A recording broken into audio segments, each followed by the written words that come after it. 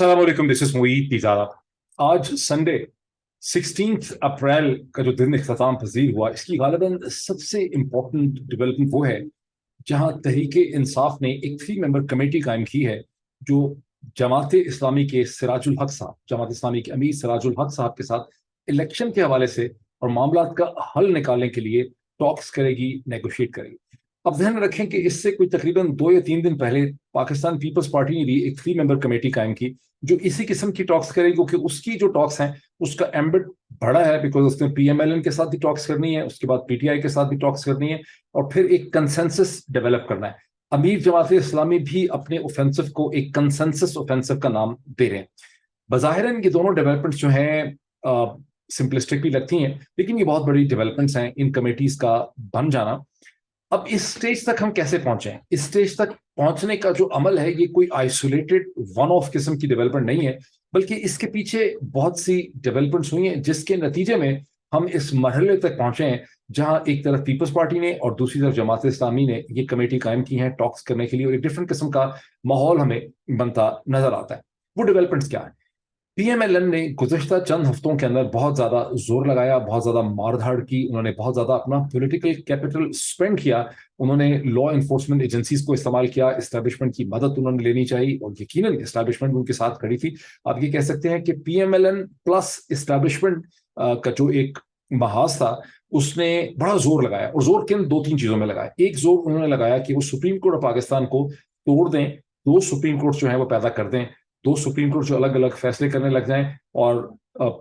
जो chief justice हैं जनाब जस्टिस उमर अता बंदियाल साहब, उनकी पोजीशन डिस्प्लेस हो जाए। इस हद तक दावा किया गया कि वो सोच रहे थे कि काजी फायज ईसा साहब जो हैं वो टेक ओवर कर लें। वैसे भी उन्होंने टेक ओवर करना है, उन्होंने चीफ जस्टिस बनना है सितंबर की 16 तारीख के बाद, लेकिन ये था कि किसी तरह से पहले ये कोर्ट डिस्प्लेस हो जाए और उमर अता बंदियाल साहब को रिजाइन करने पर मजबूर किया जाए, उनको डिस्प्लेस किया जाए, हटाया जाए, और उसकी जगह काजी फायज ईसा जो है वो इस कोर्ट का मनसब जो है उनका संभाले। वो चीज वो नहीं कर सके।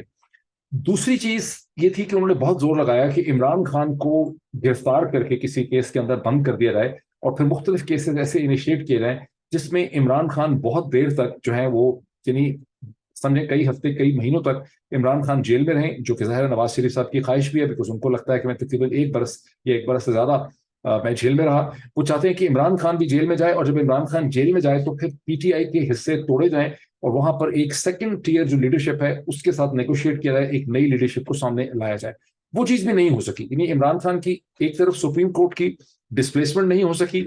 इमरान खान की गिरफ्तारी नहीं हो सकी। इसी तरह से जो केस है इमरान खान की डिस्क्वालिफिकेशन का, उसके ऊपर पीएमएलएन ने गुज़श्ता चंद हफ्तों महीनों में बहुत ज्यादा मेहनत की है, लेकिन एज ऑफ नाउ जहां हम खड़े हैं ये डिस्क्वालिफिकेशन का केस जो है पहले से ज्यादा मुश्किल होता चला नजर आ रहा है। ये 3 चीजें वो नहीं कर सके। इसके अलावा उनकी बहुत बड़ी ख्वाहिश थी चौथी, कि ऐसे ही सिचुएशन डेवलप कर जाए लीगली, कॉन्स्टिट्यूशनली, पॉलिटिकली, कि नवाज शरीफ साहब जो हैं वो एक फातेह के तौर पर वापस आ सकें। पंजाब की हुकूमत का उनको मिल जाना, वहां मोहसिन नकवी का चीफ मिनिस्टर बन जाना, इस लिहाज से बहुत बड़ी कामयाबी थी। वो तो एक तरह से इमरान खान साहब ने उनको प्लेट पे रख के दी थी, लेकिन वो माहौल बन नहीं सका, वो चीजें फैसिलिटेट हो नहीं सकी जिसमें जनाब Nawaz Sharif the former prime minister of Pakistan एक फातेह की हैसियत से, जिस तरह कभी बेनजीर भुट्टो जो है वो लाहौर के एयरपोर्ट पे उन्होंने लैंड किया था, उस तरह से उनका वापस आना नहीं बन सका। इसमें थोड़ी सी वजाहत और कर दूं कि सितंबर 2022 से मियां जावेद लतीफ साहब और कुछ और पीएमएलएन के लीडर्स, खास करके मियां जावेद लतीफ जो कि शेखुपुरा के एमएलए हैं, वो मसलसल और नवाज शरीफ साहब से मुलाकातें करने वो लंदन भी जाते रहे, उनका उनसे रब्ता भी रहा, और वो उनके एक लॉयलिस्ट हैं, वो मरीम नवाज के भी लॉयलिस्ट हैं। तो वो बार बार ये इंदिया देते रहे कि बहुत जल्द, यानी नवाज शरीफ साहब, यानी सितंबर में उन्होंने कह दिया था कि महीने में आ जाएंगे, फिर नवंबर 2022 में भी उन्होंने दावा किया कि नवाज शरीफ साहब आ जाएंगे, फिर दिसंबर में दावा किया, फिर नए साल के शुरू में आना था, फिर जनवरी गुजर गई, फिर फरवरी गुजर गई, फिर मार्च गुजर गई, अब अप्रैल भी गुजर गई है। इस वक्त नवाज शरीफ साहब जो हैं हमेशा ही जाते हैं ईद उल फितर से पहले, वो कई दिन जो है वो मक्का में गुजारते हैं। वो मरियम नवाज, उनके साहिबजादे सब वहां पहुंचे हैं। इस वक्त इसहाक डार साहब भी पहुंचे हैं सऊदी अरब, वो भी उनसे वहां पे मुलाकात करेंगे। नोट ये कीजिए कि इसहाक डार साहब जो हैं वो वाशिंगटन नहीं आ सके, जहां आईएमएफ के साथ उनकी मीटिंग थी, और वहां पे फाइनेंस सेक्रेटरी जो है उनको भेजा गया। उसकी जो यहाँ पे वाशिंगटन के अंदर हमें सूरत हाल समझ आई है कि इसहाक डार साहब ने जो मीटिंग सीक करना चाहिए थी आईएमएफ की मैनेजिंग डायरेक्टर एमडी के साथ, उनको वो नहीं मिल सकी। स्टेट डिपार्टमेंट के की लोगों के साथ जो मीटिंग्स करना चाहते थे वो उनको नहीं मिल सके। और एक जो खबर हमारे कान में पहुंची है कि इसहाक डार साहब ने खुद बाज लोगों के सामने एडमिट किया کہ وہ جانے سے ڈرتے ہیں بیکاز یہاں پر جتنی کریڈٹ کارڈ کی کمپنیز ہیں جیسے ویزا ہے, ماسٹر کارڈ ہے اور بہت سی ایسی کمپنیز ہیں, ان کے ریپرزینٹیٹیوز یا سی اوز نے بھی اس میٹنگ میں آنا تھا. اور اسحاق ڈار صاحب نے چونکہ ان کی پیمنٹس جو ہیں بند کی ہوئی ہیں, ان کو ری امبرسمنٹ نہیں ہو رہی ہیں, پاکستانی ماسٹر کارڈ اور ویزا کے اوپر خرچہ تو کرتے چلے جا رہے ہیں لیکن ان کو پیمنٹس نہیں ہو رہی ہیں, تو ان کو یہ بھی خطرہ تھا کہ ان کی بہت کلاس لی جائے گی. بہرحال یہ اسحاق ڈار صاحب کی اپنی ایکسپلینیشن ہے. نیٹ افیکٹ یہ ہے کہ اسحاق ڈار صاحب جو ہائی پروفائل میٹنگ سیک کرنا چاہتے تھے وہ ان کو نہیں مل سکیں. سو میں یہ اب یہ ساری جو تمہید میں نے ماندی, اس کا مطلب کیا ہے؟ اس کا مطلب یہ ہے کہ گزشتہ چند مہینوں کے اندر پی ایم ایل این جس نے عمران خان کو ناک آؤٹ کرنے کے لیے, پی ٹی آئی کو ناک آؤٹ کرنے کے لیے ایک بہت ہی روبسٹ, ایک بہت ہی اگریسو, ایک بہت ہی کوئرسو کہتے ہیں جہاں پر آپ ریاستی ڈھانچے کو کوئرسو ایپریٹس جو ہے, جس میں پولیس ہے, جس میں ایف آئی اے ہے, جس میں جونیئر عدالتیں ہیں, جس میں میجسٹریٹس ہیں, ان سب کا بڑا بھرپور استعمال کیا اور ابھی بھی وہ استعمال جاری ہے. جب آپ دیکھتے ہیں جس طرح سے علی امین گنڈاپور کو اٹھایا گیا, عدالت عدالت, شہر شہر, قصبہ قصبہ ان کو لے جایا جا رہا ہے, جس طرح سے علی زیدی کو کراچی سے اٹھا لیا گیا, یہ وہ روبسٹ اگریسو کوئرسو پروسیس ہے جو پی ایم ایل این نے انلیش کیا اگینسٹ عمران خان, عمران خان کے گھر پہ حملہ, یہ سب کچھ. لیکن اس کے نتیجے میں جو ان کے 4 کی ٹارگٹ تھے وہ اچیو نہیں کر سکے. ٹارگٹ پھر میں آپ کو بتا دیتا ہوں. ٹارگٹ نواز شریف صاحب کی وطن واپسی تھی, ہیرو ویلکم تھا, وہ نہیں ہو سکا. سپریم کورٹ کو افیکٹولی توڑنا تھا, قاضی فائز عیسیٰ صاحب کو پرومیننٹ پوزیشن میں لانا تھا, وہ نہیں ہو سکا. عمران خان کو گرفتار کر کے جیل میں ڈالنا تھا, کئی ہفتوں تک وہاں سے, مہینوں تک نکالنا نہیں تھا, پی ٹی آئی کے ساتھ نیگوشیٹ کرنا تھا, وہ نہیں ہو سکا. عمران خان کی ڈسکوالیفیکیشن کی طرف بڑھنا تھا, بھی کوشش جاری ہے لیکن وہ چیز نہیں ہو پا رہی. ان تمام یعنی یہ جو بیٹل ہے, جو ٹگ آف وار ہے, اس کے نتیجے میں پی ایم ایل این کی جو پروجیکشن آف پاور ہے, جو پرسپشن آف پاور ہے پی ایم ایل این کی, وہ ویک ہو گئی ہے, وہ بڑی نہیں ہے. کیونکہ کامن آدمی ابھی بھی یہ دیکھ رہا ہے کہ P M L N aggressive steps اٹھا رہی ہے, لیکن اوور آل سسٹم یہ محسوس کرتا ہے کہ پی ایم ایل این نے اپنے آپ کو اسٹیم آؤٹ کر دیا. اگر آپ جو لوگ شہباز شریف صاحب سے ملتے ہیں وہ کہتے ہیں کہ ان کو شہباز شریف صاحب سے مل کے, ان کی باتیں سن کے ہمدردی کا احساس ہوتا ہے. مطلب شہباز شریف جو ہیں وہ اس وقت ایک ٹوٹلی آئسولیٹڈ, انکیپیسیٹیڈ پرائم منسٹر میں بدل چکے ہیں, جو بالکل سوچتے ہیں کہ کہیں سے اللہ تعالیٰ کی ان کو مدد آ جائے, لیکن کہیں سے کوئی ایسی مدد ان کو نہیں مل رہی. تو پی ایم ایل این کے منسٹرز ابھی بھی they talk tough, they talk blister, لیکن حقیقتیں جو ہیں ان کے کنٹرول میں نہیں. اور اس کے ساتھ یہ جو ساری 4 ڈیولپمنٹس کا فیلئر ہے جس میں اسٹیبلشمنٹ نے ان کی بہت مدد کی, اس کا فائنل ڈراپ سین یہ ہے, جو پازیٹو اسکول آف تھاٹ ہے, آپ کہہ لیں اسٹیبلشمنٹ کے ٹاپ پہ کنیکٹڈ ہے, جن سے بات ہوتی رہتی ہے, وہ یہ کہتے ہیں کہ جو 2 میٹنگز کال کی national security NSC, national security council کی جو 2 میٹنگز پرائم منسٹر شہباز شریف نے 15-16 دنوں میں کال کی, ان دونوں میٹنگز میں بنیادی مقصد اور اہداف یا گول پرائم منسٹر شہباز شریف صاحب کا یہ تھا کہ انہیں الیکشن کے حوالے سے کوئی ایسی اسٹرانگ اسٹیٹمنٹ مل جائے پرنٹڈ فارم میں, جس کو یہ کہا جا سکے کہ پاکستان کی جو ٹاپ سروسز چیف ہیں اور ملٹری اسٹیبلشمنٹ ہے وہ یہ سمجھتے ہیں کہ موجودہ سیٹس آف سرکمسٹانسز کے اندر پاکستان میں الیکشن نہیں ہو سکتے because of the security consideration. یہ بلیک اینڈ وائٹ قسم کی اسٹیٹمنٹ ان کو پاکستان کی آرمی چیف نہیں دے سکے. اب اس میں بڑی کنٹروورسی ہے, چونکہ نیشنل سیکیورٹی کونسل کے اندر کس قسم کا ڈائلاگ ہوا اس کے بارے میں کوئی آپ کو بلیک اینڈ وائٹ سچویشن یا کرسٹل کلیئر تو نہیں ہو سکتے, لیکن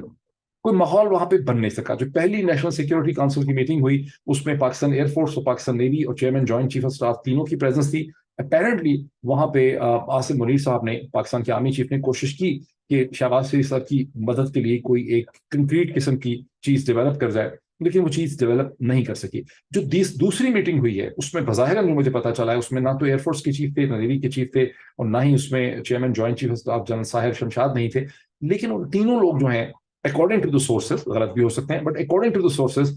آرمی چیف کو انہوں نے اپنا پوائنٹ آف ویو کنوے کر دیا تھا کہ ہم اس قسم کی کوئی کمٹمنٹ نہیں دینا چاہتے ہیں. انفیکٹ میسج یہاں پر یہ آنا چاہیے کہ آرم فورسز پاکستان جو ہیں وہ پاکستان کے آئین کے ساتھ اور پاکستان کی عدالتوں کے ساتھ, یہ لیگل پروسیس کے ساتھ کھڑے ہیں, اس کے تابع. اب یہ ایک پازیٹیو اسکول آف تھاٹ کی خبر ہے, اس کو ہم اسیس کر سکتے ہیں. آنے والی جو ڈیولپمنٹس ہیں چند دنوں کی, اس سے یہ کلیئر ہوگا. لیکن کہنے والوں کا یہ کہنا ہے کہ وہ مدد جب نہیں مل سکی شہباز شریف صاحب کو تو ان کی پوزیشن مزید جو ہے وہ کمزور ہو گئی. اب اس سارے کنٹیکسچولائزیشن میں جب آپ دیکھتے ہیں تو وہاں آپ کو یہ سمجھ آتا ہے کہ پاکستان پیپلز پارٹی کا پہلے ایک کمیٹی قائم کرنا جس کے 3 ممبر ہیں, جس میں سینیٹر یوسف رضا گیلانی صاحب, بہت انپورٹنٹ شخصیت from Peoples Party point of view, because اس سے پہلے وہ پاکستان کے پرائم منسٹر رہ چکے ہیں. دوسرے اس میں قمر زمان کائرہ صاحب, جو 2 دفعہ پاکستان کے انفارمیشن منسٹر رہ چکے ہیں, پرومیننٹ ممبر ہیں, اور اس کے علاوہ وہ اس وقت شہباز شریف صاحب کے اسپیشل اسسٹنٹ کے ایڈوائزر ہیں آن کشمیر اینڈ گلگت افیئرز، اور پرومیننٹ ہیں، ایک کنیکٹنگ وائس ہیں،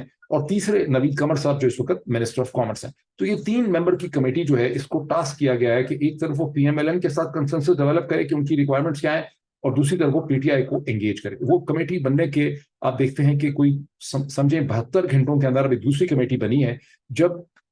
جماعت اسلامی کے امیر جناب سراج الحق صاحب انیشیٹو لیتے ہیں جس کو وہ کہہ رہے ہیں کنسنسس اوفینسو. اور کنسنسس اوفینسو میں وہ سیٹرڈے کے دن 2 امپورٹنٹ میٹنگ کرتے ہیں. پہلی میٹنگ وہ کرتے ہیں پرائم منسٹر شہباز شریف صاحب کے ساتھ لاہوری کے اندر، اس کے چند گھنٹوں کے بعد وہ دوسری میٹنگ کرتے ہیں فارمر پرائم منسٹر پاکستان جناب عمران خان صاحب کے ساتھ. جو پہلی میٹنگ وہ کرتے ہیں شہباز شریف صاحب کے ساتھ، وہاں شہباز شریف صاحب ان کے انیشیٹو کو ویلکم کہتے ہیں، انہیں کہتے ہیں آپ لیڈ کریں اور ایک ٹاکس ارینج کرنے کی کوشش کریں. اور جو ابھی تک سمجھ آتی ہے کہ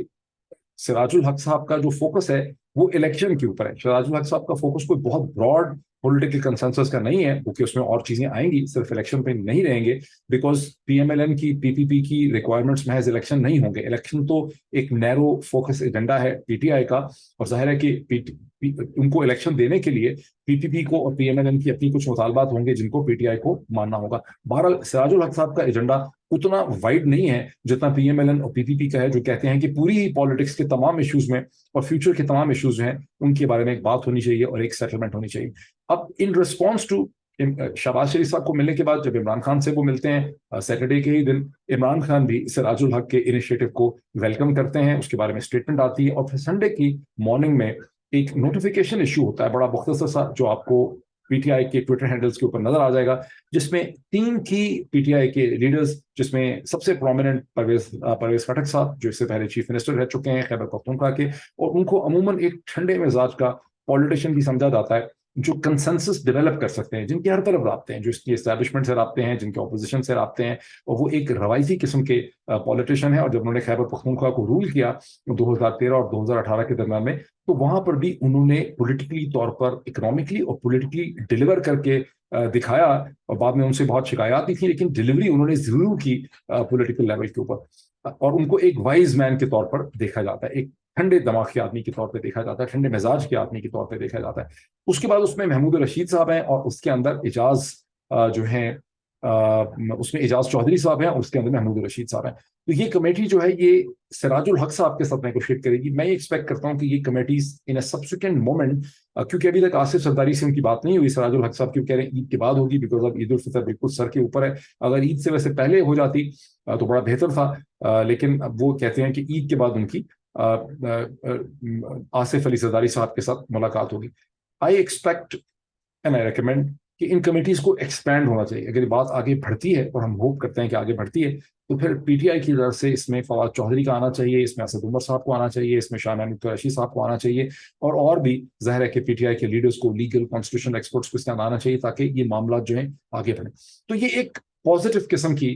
ڈیولپمنٹ ہے. اب اس پازیٹیو ڈیولپمنٹ کو جو ہم ایبزارب کرتے ہیں، تو ساتھ ہی ہمیں ایک اور بہت بڑی ڈیولپمنٹ، جس کا میں نے شروع میں ذکر کیا کہ سپریم کورٹ کو توڑنا، سپریم کورٹ کو ڈیوائڈ کرنا، سپریم کورٹ کے اندر ڈفرینٹ بینچز بنانا، 1997 کی جو پلے بک تھی اس میں پلے کرنا، جب چیف جسٹس کی اتھارٹی کو افیکٹولی چیلنج کیا جا سکتا تھا. لیکن یہاں جو 8 ممبر بینچ کا ڈیسیجن آیا ہے، جس نے نیشنل اسمبلی میں جو قانون بنایا گیا تھا سپریم کورٹ کی پاورز کو سو موٹو کے حوالے سے، اسپیشل کورٹس کے حوالے سے کلپ کرنے کے لیے، اس کو انہوں نے نلیفائی کر دیا، اس کو انہوں نے سسپینڈ کر دیا. لیکن اس کی سسپینشن سے زیادہ جو امپورٹنٹ میسج تھا وہ یہ کہ چیف جسٹس آف پاکستان جناب ریسپیکٹڈ آنریبل عمر عطا بندیال صاحب نے کلیئرلی سسٹم کو یہ میسج دیا کہ 8 سپریم کورٹ کے ججز جو ہیں وہ ایک جگہ کے اوپر کھڑے ہیں، اور سپریم کورٹ کو سپلٹ کرنے کی جو سازش ہو رہی تھی، ڈیوائڈ کرنے کی 1997 کے پلے بک کی جو سازش ہو رہی تھی، وہ سسٹم کو پتہ چلا کہ وہ ناکام ہو گئی. سسٹم آہستہ آہستہ ایبزارب کرتا ہے. پہلے تو اعلان تان ہوئی، ریئیکشن ہوا، سب کچھ ہوا، لیکن سسٹم نے یہ ایبزارب کر لیا ہے کہ سپریم کورٹ کو توڑا نہیں جا سکا. That is the central most important چیز. اب یہ سپریم کورٹ نے 14 تاریخ کو جو فیصلہ کیا، جو 8 پیج کا ڈیسیجن ہے، اور میں ڈسکرپشن کے اندر آپ کو اس کا لنک دے دوں گا directly from the supreme court site تک، آپ اس کو پڑھ سکیں. یہ ایک بڑا ماسٹر اسٹروک قسم کا ڈیسیجن ہے، کیونکہ ابھی تک 16 تاریخ کی سنڈے کی جہاں اختتام ہوا، رات ختم ہوئی، ابھی تک اسٹیٹ بینک آف پاکستان کی طرف سے اور منسٹری آف فائنانس کی طرف سے خاموشی ہے. سائلنس آف دا لینڈز، یہ سائلنس آف ڈیتھ ہے، قبرستان کی طرح کی خاموشی ہے. اور بالکل یہ کلیئر نہیں ہے کہ 17 تاریخ کو منڈے کے دن کیا ہوگا. یہ خبر ضرور آئی ہے، انکنفرم سی ہے، کسی میں نے اخبار میں نہیں دیکھی ہے، لیکن میں نے پرائیویٹ سورسز سے سنا ہے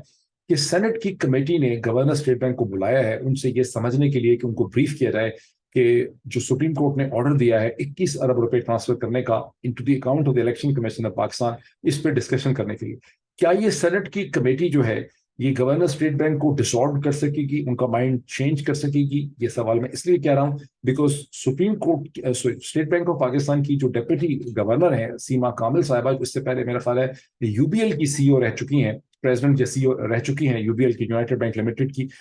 وہ وہاں پہ آلموسٹ کمٹمنٹ دے آئی ہیں. اسی لیے میں کہہ رہا ہوں کہ جو سپریم کورٹ کا ڈیسیجن ہے 8 پیج کا، اس کو میں ڈسکرپشن پہ آپ کو دے دوں گا، اس کو وہاں پہ آپ تفصیل سے دیکھ سکتے ہیں، کیونکہ وہاں پر منسٹری آف فائنانس نے اور اسٹیٹ بینک دونوں نے یہ بتایا بھی ہے کہ فنڈ کہاں کہاں پڑے ہیں. جو فیڈرل کنسولیڈیٹڈ فنڈ ہے جس پہ فنڈ 1 فنڈ اے بی سی یا فنڈ 1 2 3، اور کس طرح سے اگر supreme court in writing order کر دیتی ہے تو یہ فنڈز الیکشن کمیشن کو ٹرانسفر ہو سکتے ہیں. یعنی سپریم کورٹ کے اس 8 پیج کے ڈیسیجن میں یہ in writing black and white لکھا ہے کہ اسٹیٹ بینک آف پاکستان کی representative deputy governor of the state bank نے اور منسٹری آف فائنانس سے جو ایڈیشنل سیکرٹری وہاں پہ آئے ہوئے تھے سمرا صاحب، انہوں نے یہ کمٹ کیا ہے کہ اگر سپریم کورٹ آرڈر کر دے گی تو یہ فنڈز اویلیبل ہیں اور یہ ٹرانسفر ہو جائیں. یہ بھی ڈسکس ہوا کہ فیڈرل گورنمنٹ کے پاس فنڈز کی انفلو کتنی ہے، لیگل سچویشن کیا ہے، کانسٹیٹیوشنل سچویشن کیا ہے، آئی ایم ایف کے ساتھ کیا ایگریمنٹ ہے، کسی چیز پہ فرق تو نہیں پڑتا. اور منسٹری آف فائنانس نے خود ایڈمٹ کیا کہ ٹریلینز آف ڈالرز کی ٹرانزیکشن فیڈرل گورنمنٹ کر رہی ہے، اس کے اندر 21 ارب روپیہ جو ہے وہ ایک راؤنڈنگ ایرر سے زیادہ کی حیثیت نہیں رکھتا. تو یہ ڈیسیجن اس لحاظ سے بہت اسپیکنگ ڈیسیجن. اب جیسے کہ میں نے اپنے پچھلے ویلاگ میں اس خدشے کا اظہار کیا تھا کہ جن لوگوں کے ساتھ واسطہ ہے یہ بڑے بدعہد ہیں اور بڑے بے ایمان ہیں. ٹھیک، یہ تو آپ کو اس پہ میرا خیال ہے کسی کو ڈس ایگریمنٹ نہیں ہوگا کہ جس رجیم کے ساتھ اس وقت واسطہ پڑا ہے ان کی کوئی اخلاقی مورل سچویشن نہیں ہے. یہ ہر دن ایک نیا آرگومنٹ، نیا ایکسکیوز انوینٹ کر لیتے ہیں، اور جو کچھ انہوں نے پچھلے 1 سال سے جو مار دھاڑ کی ہے وہ پاکستان کی شرمناک تاریخ کے اندر بھی شرمناک ہے. یعنی پاکستان کی 50 سال کی تاریخ میں اس قسم کی حرکتیں کسی گورنمنٹ نے، کسی رجیم نے نہیں کی. یعنی پاکستان کی اخلاقی تنزلی جو ہے اور جو ایک مورل بریک ڈاؤن ہے اس کے یہ سمٹم ہے. تو ان سے آپ کچھ بھی چیز ایکسپیکٹ کر سکتے ہیں. لیکن ہیونگ سیڈ دس، لوگ یہ کہتے ہیں جو کانسٹیٹیوشنل لیگل ایکسپرٹ، ایک سے زیادہ میری بات ہوئی ہے، وہ کہتے ہیں کہ یہ جو ڈیسیجن ہے 14 اپریل 2023 کا جو چیف جسٹس آف پاکستان نے وہاں پہ ویب سائٹ پہ ہے، میں آپ کو دے رہا ہوں ڈسکرپشن میں، اس کا پڑھنا آپ کے لیے بہت ضروری. یہ ڈیسیجن اتنا واٹر ٹائٹ ہے اور اس ڈیسیجن کو مانا ہے منسٹری آف فائنانس نے اور اسٹیٹ بینک نے کہ اس سے انحراف کرنا اور گورنمنٹ کا اس سے بچ جانا جو ہے وہ بڑا مشکل ہے. تو اس کے نتیجے میں وہ ایکسپیکٹ کرتے ہیں کہ جو بینکنگ آرز ختم ہوں گے، یعنی 5 بجے بینکنگ آرز اگر ختم ہوتے ہیں 17 اپریل کو منڈے کے دن، تو اس وقت تک یہ ٹرانزیکشن کمپلیٹ ہو جائے گی. ساتھ ہی یہ ڈیسیجن یہ بھی کہتا ہے سپریم کورٹ کا کہ آپ نے 18 تاریخ کو ان دونوں انسٹیٹیوشنز نے ایک کمپلائنس رپورٹ سبمٹ کرنی ہے جس میں بتانا ہے کہ ہمیں جو ایکٹ ہم کمٹ کر کے گئے تھے وہ ہم نے کمپلائی کر دیا ہے، اور یہ اس کی کمپلائنس رپورٹ ہے، یعنی کہ اس میں سے نکلنے کی کوئی گنجائش نہیں. یہ ڈیسیجن یہ بھی کہتا ہے کہ کنٹمپٹ کا ایشو ایگزسٹ کرتا ہے، لیکن کنٹمپٹ کا ایشو لیس امپورٹنٹ ہے. الیکشن کے لیے فنڈ جنریٹ کرنا اور الیکشن کروانا جو ہے وہ اس اسٹیج پہ زیادہ امپورٹنٹ ہے. تو الیکشن ہوتے ہیں ہی نہیں، وہ ایک الگ ایشو ہے، لیکن یہ فنڈز کی ٹرانسفر کے بارے میں خاصی ایکسپیکٹیشن ہے کہ یہ ہو جائیں. اب یہ دیکھنا ہے کہ کل اس کو اگر ڈیفائی کیا جاتا ہے تو کس طرح سے ڈیفائی کیا جاتا ہے. اب آ جاتا ہے کویسچن نیٹ آؤٹ کم کیا ہے. کیا ہم اسٹیج پہ یہ کہہ سکتے ہیں کہ 14 مئی کو ڈیفینیٹلی طور پر الیکشن ہو جائیں گے، جبکہ ہم اب کھڑے ہیں 16 اپریل کو، لیس دین 1 منتھ آگے ہیں، کل 17 ہو جاتی ہے تو اب سے 30 میں سے بھی دن کم ہوتے چلے جا رہے ہیں، کیونکہ 14 اپریل سے 14 مئی تک 30 دن بنتے تھے. تو کیا الیکشن پنجاب میں ہو پائیں گے؟ اور میری ابھی تک انڈرسٹینڈنگ ہے کہ میں کوئی چیز غلط نہ کر گیا ہوں کہ ابھی تک تو خیبر پختونخوا کی تاریخ جو ہے وہ نہیں آئی ہمارے سامنے. مجھے شک اور گمان یہ ہے، میرا یہ ایک مجھے شک ہے کہ اس وقت کی جو تھرسٹ ہوگی ساری کی ساری، خود سپریم کورٹ کو بھی اس کا احساس ہے اس سارے اسٹیج کو سیٹ کرنے سے، اس مومنٹم کو جنریٹ کرنے سے، کہ الیکشن ہو جانے چاہیے. الیکشن کی ڈیٹ جو ہے وہ سبجیکٹ ٹو چینج ہو سکتی ہے. اور یہ جو دونوں آپ کے سامنے نیگوسیشن کمیٹیز تشکیل دے دی گئی ہیں، ایک طرف پاکستان پیپلز پارٹی کی، دوسری طرف سے جماعت اسلامی، اور پھر اس کے بعد پی ٹی آئی کی، اس کا نیٹ افیکٹ یہ ہے کہ چلیں نہ ان کی نہ ہماری، نہ آپ کی مانتے ہیں نہ ہماری مانتے ہیں، ایک الیکشن کروا دیتے ہیں اور national election and provincial election ایک ہی وقت میں کرواتے ہیں. اس کا مطلب ہے کہ وہ الیکشن پھر اکتوبر 2023 سے پہلے ہو سکتے ہیں. اس قسم کا ایک آرگومنٹ پاکستان کے سیاسی اور انتظامی ڈھانچے کے اندر ڈیولپ کر رہا ہے. یہ وہ آرگومنٹ ہے, یہ وہ سولوشن ہے جس کی ایک قبولیت اور ایکسیپٹیبلٹی جو ہے وہ اس وقت آپ کو ڈیولپ کرتے نظر آتی ہے. میں نے آپ کو بیک گراؤنڈ اس کا بتایا کہ اس کی وجہ یہ ہے کہ P M L N dominated regime اور اس کے پیچھے کھڑی اسٹیبلشمنٹ نے گزشتہ چند مہینوں میں بہت مار دھاڑ کی ہے, ابھی بھی مار دھاڑ کر رہے ہیں, لیکن جو نتائج وہ حاصل کرنا چاہتے تھے بلیک اینڈ وائٹ کرسپ قسم کے, وہ ان کو اس میں سے نہیں مل سکیں. تو یہ اب تک کی ایک سچویشن ہے. اب ایک چھپتا ہوا ایشو ہے جسے تحریک انصاف پہ جو لوئلسٹ ہیں اور جو ایک بہت ہی ڈائی ہارڈ فالوورز ہیں ان کو تھوڑی سی اس سے ہو سکتا ہے تکلیف ہو. میں نے عمران خان صاحب کا انٹرویو دیکھا, پڑھا, در اسپیگل جو جرمن پبلیکیشن بڑی ریسپیکٹڈ ہے, اس کے ساتھ جو ایک میرا خیال خاتون جن کا نام ہے کیا نام ہے ان کا, میں نے لکھ کے رکھا ہوا تھا, نیم از سوزین کوئبل, یہ بھی میں آپ کو ڈسکرپشن میں کر دوں گا. ان کے ساتھ ان کا انٹرویو جو 2-3 دن میرا خیال پہلے ہوا, میں نے جب انٹرویو دیکھا تو مجھے احساس ہوا کہ خان صاحب کو بار بار یہ اپرچونٹی ملتی ہے دنیا کی امپورٹنٹ پبلیکیشنز کے ساتھ, اور خان صاحب کے ایسٹس بھی ہیں, ان کی اسکل سیٹس بھی ان دا سینس کہ وہ بڑے پریولیج ہیں بیکاز ان کو انگلش زبان کے اوپر بہت عبور ہے, having been educated and grown 22 years, Oxford university, cricket کھیلنا, کاؤنٹی کرکٹ کھیلنا, وہاں لائف گزارنا, تو ظاہر ہے کہ انگلش پہ ان کو جو فیسلٹی ہے وہ پاکستان کی پوری جو پولیٹیکل کلاس ہے, پاکستان کی جو میڈیا کلاس ہے, اس میں بہت ہی شاذ و نادر, پولیٹیکل کلاس میں اس طرح سے بھی کوئی بھی نہیں ایسا جس کو انگلش لینگویج کے اوپر اور معاملات کے اوپر اتنا عبور ہو, اتنی فیسیلیٹیشن ہو, جس کو دنیا کو اتنا دیکھنے کا موقع ملا ہو, جس نے پاکستان سے اتنا زیادہ وقت جو ہے وہ سسٹین لیول پہ باہر گزارا ہو, جس کا انٹریکشن اتنا وائڈ ہو. لیکن جب وہ انٹرویو کرنے کے اوپر آتے ہیں انٹرنیشنل میڈیا کے ساتھ, تو وہاں پر وہ ایک پورے انٹرویو اس کو ٹھیک ہینڈل نہیں کرتے, اور کوئی بھی انٹرویو میں نے دیکھا کہ انہوں نے کوئی بہت زبردست طریقے سے ہینڈل نہیں کیا. اور جب ان سے کوشچن پوچھا جاتا ہے تو وہ ابھی اس کوشچن پوچھنے والے کو پہلے اپنا بھائی بہن سمجھنا شروع کر دیتے ہیں, اور ان کو ایک جیسے پاکستانی میڈیا میں وہ پاکستانی میڈیا اینکر کے ساتھ بیٹھتے ہیں تو وہ یہ سمجھتے ہیں کہ جو ان سے کوشچن پوچھنے آیا ہے he has to necessarily believe in the goodness of Imran Khan. اس کو یہ پتا ہونا چاہیے کہ عمران خان سنسیئر ہے, آنےسٹ ہے, اور عمران خان اچھا ہی چاہتا ہے, عمران خان برا آدمی نہیں ہے. اور وہ ایکسپیکٹ کرتے ہیں کہ ہر آدمی جو آ رہا ہے ان کے پاس, وہ سی این این کا ہو, یا بی بی سی کا ہو, یا در اسپیگل کا ہو, یا نیو یارک ٹائمز کا ہو, وہ بنیادی طور پہ ان کو اچھا آدمی سمجھتا ہے اور ان کا ایک دوست ہے, اور وہ ان کا ایک ہاسٹائل انٹرویور نہیں. اور یہ جو ایک کمی ہے یہ ہر انٹرویو میں آتی ہے, جس کے نتیجے میں کیونکہ پی ٹی آئی کے اندر سے کوئی اور تو ایسی پرسنالٹی ہے نہیں جو انٹرنیشنل نیریٹو شیپ کر سکے, صرف عمران خان ہی ہے. اور عمران خان ہر اس اپرچونٹی کو, اس نیریٹو کو شیپ کرنے میں مس کرتے ہیں جو کہ نیریٹو اس انٹرویو میں سے نکل سکتا ہے. اور یہ ساری پبلیکیشنز جو ہیں پہلے یہ ڈیسیجن کرتی ہیں کہ ان کو عمران خان کا انٹرویو کرنا ہے, جو بذات خود ان کے لیے ایک بڑا امپورٹنٹ ڈیسیجن ہوتا ہے, بیکاز عمران خان کی بڑی امپورٹنٹ حیثیت ہے, اور وہ انٹرویو کو حاصل کرتے ہیں, جدوجہد کرتے ہیں. امپورٹنٹ پوائنٹ یہ ہوتا ہے کہ عمران خان کا انٹرویو ہو گیا نیو یارک ٹائم اور واشنگٹن پوسٹ کے ساتھ, اس انٹرویو کے اندر کیا ہے وہ اکثر وہ پوائنٹ آف ویو نہیں آ سکتا جو عمران خان کا پوائنٹ آف ویو جس طرح سے کرسپ طریقے سے سامنے آنا چاہیے. فار انسٹنس ابھی در اسپیگل کا انٹرویو جو میں آپ سے ڈسکرپشن میں شیئر کروں گا, وہاں پہ یہ انٹرویو کرنے والی جو ہے پوچھتی ہے کہ لوگ یہ کہتے ہیں مینی اسٹل بلیو, لینگویج اس قسم کی ہے کہ مینی اسٹل بلیو کہ میڈیا جو ہے it is still far more relaxed and free now in Pakistan than in Ghana. دیر فٹے منہ, یہ کوئی سوال تھا. مطلب ہے کہ یعنی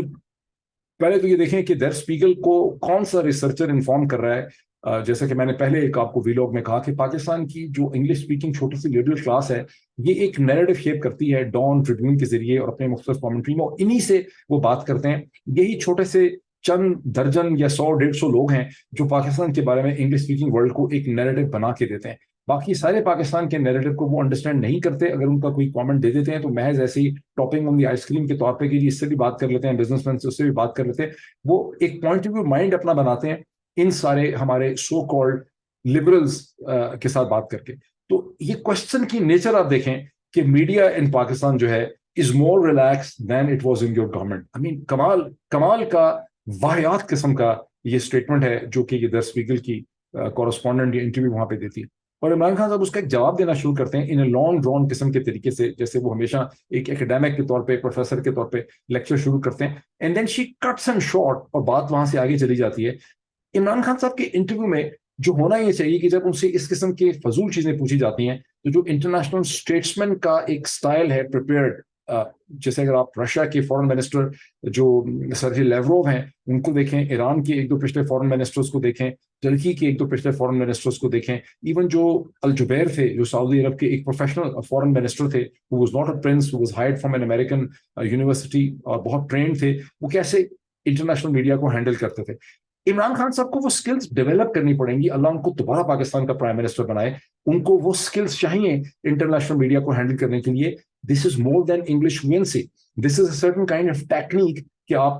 کو یہ پتا ہو. پہلے تو یہ کہ کسی بھی سوال کے جواب میں ایسے کر کے بولنے کی ضرورت نہیں ہے. ایک توقف ہونا چاہیے، ایک پاز ہونا چاہیے. اس پاز کے بعد عمران خان صاحب کو پہلے اسٹڈی کرنا چاہیے، اس کو ایک ایبزارب کرنا چاہیے اس کو، کیونکہ ہی از اے بگ پرسنالٹی، ہی از اے اسٹریٹس مین. میڈیا ڈیسپریٹ ہے، تو عمران خان صاحب کو ہر کوشچن کے جواب میں کم از کم 15 20 25 سیکنڈز کا ایک پاز دینا چاہیے، اس کے چہرے کو اسٹڈی کرنا چاہیے اور پھر کہنا چاہیے no this is not true, no this is not accurate, I wonder who told you this. پتہ نہیں کس نے آپ کے ذہن میں یہ آئیڈیا ڈالا ہے. What are you exactly trying to سے.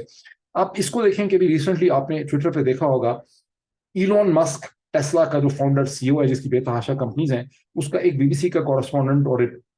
اس کا ایک انٹرویو کر رہا ہے ٹویٹر کے حوالے سے. آپ دیکھیے تو صحیح کہ ایلون مسک نے BBC کے اس رپورٹر کا قیمہ کر دیا ہے. اکثر جو لوگ عمران خان کا انٹرویو کرنے آتے ہیں وہ قیمہ مٹیریل ہی ہیں. وہ قیمہ مٹیریل سے زیادہ ان کی کوئی اوقات نہیں ہے. ان میں سے کوئی لمبی چوڑی ان کی بھی ایکسپرٹیز نہیں ہے. رنگ ونگ ٹھیک ہے، سفید ہے، پینٹ پالش ہے، اس سے زیادہ کوئی خاص ان کی حقیقت اور اوقات نہیں ہوتی. یہ عمران خان کی ویکنس ہے کہ Imran Khan has not been able to turn any of these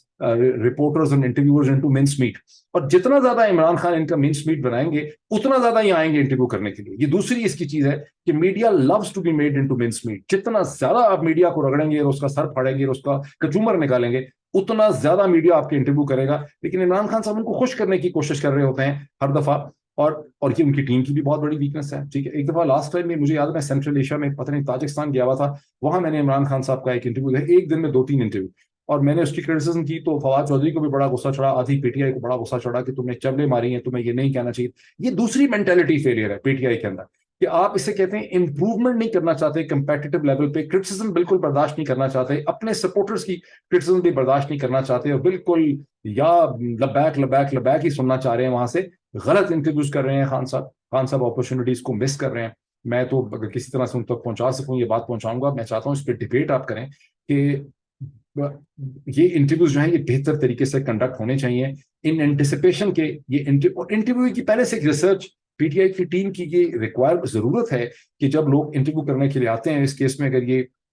جو سوزین کوئبل ہیں، ہر بندی کا پہلے ایک ڈسکرپشن انٹرویو ہونا چاہیے خان صاحب کے پاس کہ اس کے کیا بٹن ہوں گے، اس کا بیک گراؤنڈ کیا ہے، یہ لبرل ہے، یہ رائٹ آف دا سینٹر ہے، یہ لیفٹ آف دا سینٹر ہے، پہلے کس پبلیکیشن میں تھا، اس کا بیک گراؤنڈ کیا ہے، یہ کس قسم کے سوال پوچھے گا، اس کا اٹھنا بیٹھنا کس کے ساتھ ہے، اس کا تعلق کس کے ساتھ ہے، تاکہ خان صاحب اس کے حوالے سے ان کو ہینڈل کر سکیں. اس کے علاوہ جو دنیا کے بہترین انٹرویو کرنے والے ہیں جیسے سرجی لیوروف جو رشین فورن منسٹر ہیں، کچھ ایران کے پچھلے فورن منسٹر ایسے رہے ہیں، ایک ٹرکی کے بڑے زبردست داوطوغلو جو ایکیڈیمک تھے اور فورن منسٹر ٹرکی کے، ان کے بڑے زبردست انٹرویوز ہوتے ہیں. تو اس طرح سے کچھ امریکن جو لیڈرز ہیں ان کے بڑے زبردست انٹرویوز کو ہینڈل کرتے ہیں. اس میں Hillary Clinton is a very clear example how she would turn every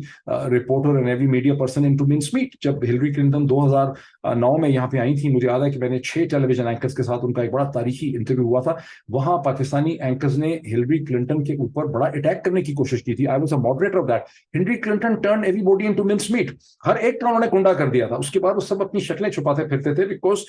جو انہوں نے سوال پوچھا ہلری کلنٹن ٹک ٹک ٹک کر کے اس نے اڑا کے رکھ دیا تھا. تمہاری بات صحیح نہیں ہے، تمہاری انفارمیشن ایکوریٹ نہیں ہے، تم نے کہاں سے یہ بات سنی. تو وہ چیز جو ہے اس کی بڑی سخت ضرورت ہے. اور PTI میں عمران خان کے گرد ایک پروفیشنل